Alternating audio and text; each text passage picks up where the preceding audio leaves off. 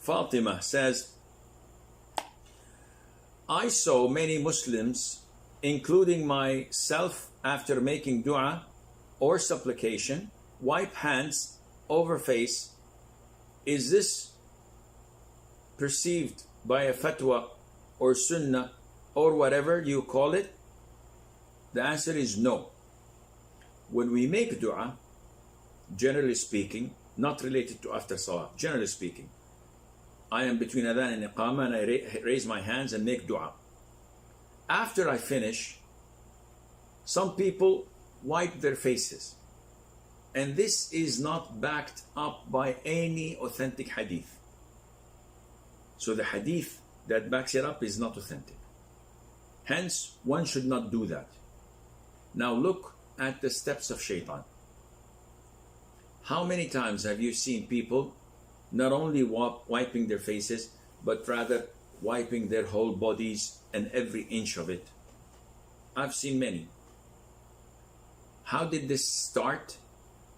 I personally have approached many. And usually I approach them with diplomacy because I know that I scare people. And many people told me that I have an intimidating face, very serious. Whoa, this is the face of a killer. So I go to them and say, Assimalhakeem. And the guy says, Alaikum Salam. I said, Akhi, would you accept a word of advice from an elder brother, or should I refrain?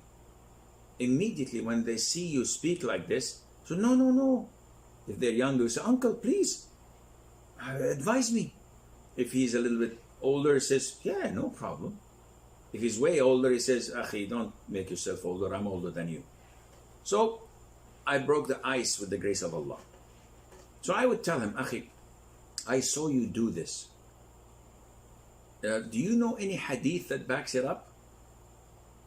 99.9% says no, but I saw someone do this, so I thought that this is barakah, blah, blah, blah. I said, okay, I'll tell you the proper sunnah, and it's up to you to take it or not.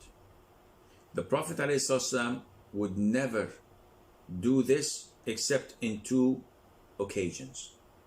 One, before going to bed, he used to cup his hands, blow, then recite the 3 quls and wipe over his body.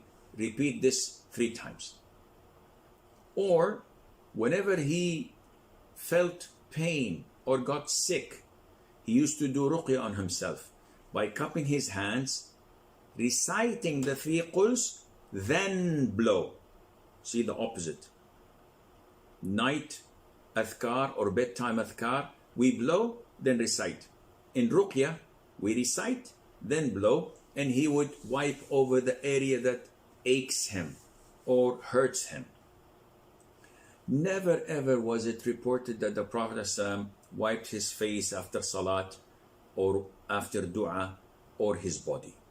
So this is my advice. I apologize again for interrupting you and for intruding on your privacy like this, but I hope you forgive me. 100% would never argue and would say, Jazakallahu khayran, Barakallahu feek, may Allah increase us in knowledge.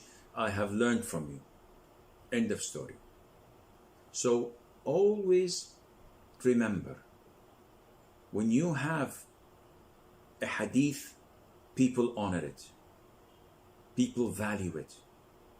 I never go and say, Sheikh so-and-so says, Sheikh so-and-so says. This makes some people retract a little bit, not accept. Unless you know that they're 100% okay with great scholars of Islam that you're quoting, then yes, this is a point of power that you can add to it. So, in short, wiping the face after dua or invocation or supplication is an innovation. It's not valid.